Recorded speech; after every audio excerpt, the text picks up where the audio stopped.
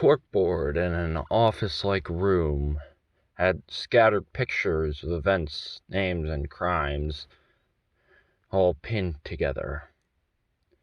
In front of the board was a man in a suit. He said, "Maybe, just maybe, I can correct this in a week." An assistant walked in and said, "So how's your delusions going?" The man in the suit said, "He's real. We have him on file. And he's the real most wanted man alive. And I think I've figured out the location of his sidekick and her next kill." He points towards a town in Wisconsin called Green Bay. The scene changes to show Lillian on a building. She held her spear's sharp end into the floor. Her orange t-shirt flowed in the wind, and her jean shorts were solid on her. A small kid poked her and said, "Excuse me, have you seen my papa?" She said, "Nah, sorry, kid." The man in the suit from the office opened the door. He said, "Kid, you should go back home." The kid ran off, and the man walked over to Lillian. He said, "Good evening, miss. You can call me Agent G." Lillian said, "You might want to back off, fuckwad." She lit a blunt and put it in her mouth. Agent G said, "Isn't that illegal in this state?" She said, "So is manslaughter, and you and I both know I killed that kid's dad." Agent G said, "Now, why did you do that?" Lillian said, "That kid has a rare stage 4 cancer. Their parents are divorcing. And if the kid goes with the dad, cancer will take them. With the kid's mom, she'll get in a crash, and both of them will die on impact. Both situations, and that same day, would cause him to go through so much pain, he'd go physics breaker. That's all that I do. I make it so that no one goes physics breaker in our galaxy." Agent G sat there stunned and said, "I remember the old physics breaker project. Records were burned and covered up as MK Ultra. The project finished in 87, right?" Lillian said, "The physics breaker part did. And all you know about is the surface. From what the U.S. government knows, it failed. From what I know, they only failed to contain it." Agent G said, "What do you mean?" Lillian turned and walked off the edge of the building. Agent G walked over to the edge and saw her on top of a light rail train as it sped off. Lillian held up her middle finger, live and well. On the train, she took out a gold familiar locket. The locket's owner was back in southern Nevada, drinking himself away once again. She had 2 tasks that day: kill a man who could be a physics breaker, and recover the locket the Blackthorn family stole on a recent scuffle between Sam and the Blackthorns in Wisconsin. Lillian opened the locket to show 3 photos, all never truly taken. The middle one was of a young Lillian and an odd man carrying her out of the ruins, long gone. She knew that day perfectly. The scene changes, and the great explorer, Lord Theodore Blackthorn, descends into a pit he sawed. The Chamber of Chaos was lit with torch fire. The chamber was rectangular in size, with all the opposite ends of the wall filled with centuries-old tales of chaos and misery. At the center lied what looked to be a man carved into the cave wall. His small group of men held muskets, ready to be fired at any notice. They knew the local people were furious that they were not allowed in this place, but tales of humans stretching past what was known currently by thousands of years was too good of a chance to pass up. The only one who was not in awe of the discovery was Blackthorn's daughter.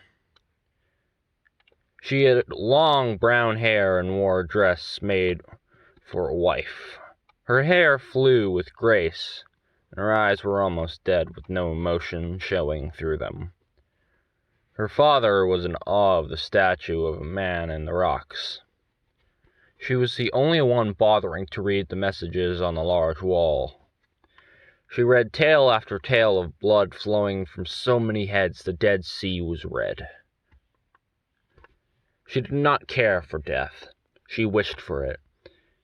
As she put her back on the hard stone, soldiers in 1600 Japanese army attire jumped down into the pit. They aimed muskets at Theodore Blackthorne and his men. Theodore turned around to face the Japanese military and said, "Bloody hell!" A man in what looked to be a general's uniform shouted at Blackthorne and his men. The daughter said, "They say if you want to live, step away from the monster." Blackthorne turned his head to the wall with a man carved in it. "The discovery of this is worth more than your lives. I must leave this with me." The general shouted at his men, and they fired just above their heads. One stray bullet passed Blackthorne and hit the stone man. The cavity that was made sat there for only moments before blood poured from it. The stray musket ball was forced out of the cavity where the blood oozed out. The stream suddenly stopped, and flesh came from the hole. It ejected violently and fast. It morphed and twisted, never making the hole wider than it was. Soon, a human form was visible. The Japanese loaded their muskets fast in fear. Blackthorne was in complete awe, and the girl sat uncaring, for she had lost all hope years ago. The forms soon stood upright. A man dressed in black appeared. His skin was white as snow, and his eyes cold and blue. Pain was engraved in them for more than anything else. He had on odd shoes, still black. He screamed in an unknown language, in a glad tone. Blackthorne said, "What in God's name is that man?" The odd man looked at him and said something in Japanese. The girl said, "What language do you speak, harlot?" Theodore said in a stern voice, "The language of God himself. English, of course." The odd man said in plain English, "I think this is about what your language is. Now then, any man, woman, or child who fires on me will die. Now, if you excuse me, I need to get me drunk as fuck." The Japanese fired on him and rose. The man took every shot and started to bleed. For a moment, everyone saw the blood of the odd man. The bullets quickly fired back at them as he healed. The Japanese soldiers quickly died off. In a panic, Theodore and his men shot the odd man. A similar fate to the Japanese beheld the men. Every shot that was fired went back into someone, alive or dead. Theodore was the only one who could considerably be called alive. He was shot in the shoulder, while everyone else had a bullet in their head. Besides, the Japanese general. The general tried to stab him, but the odd man had somehow got a spear out of thin air and stabbed him in the head. He began to walk out when the girl said, "Why don't you kill me?" The odd man turned to her, spear in hand, and said, "You didn't stop me, so I'm making good on my words." She looked at him with her dead eyes and saw the same pain she had endured in his. She stood up and said, "You've seen the dark side of the world, haven't you?" The odd man said, "I've seen a lot more than that, kid." The girl said, "And you know what it's like to want to die. Do me a solid and kill me." The odd man said, "You have a chance to be happy at life. I don't." He paused for a moment, and then his eyes widened. "I want to make a deal with you. Join me, and I will show you life. You will choose when to end it all." The girl said, "Fine, but this will be quick." She paused for a bit. "And I'm Lillian Blackthorne." The odd man smiled and said, "Name's Samuel L. Feeder, a suicidal maniac with near infinite power." As Lillian sat once again on the train, exiting town, she smiled for the days that she had had with him.